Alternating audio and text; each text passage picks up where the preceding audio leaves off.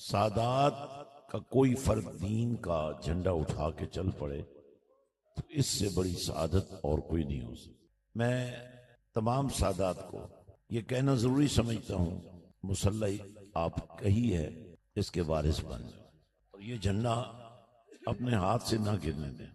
جو چراغ میرے آقا ولی نعمت حضور غوث پاک نے اپنی زندگی میں جلائے تھے، آج پوری دنیا میں وہ جل رہے ہیں۔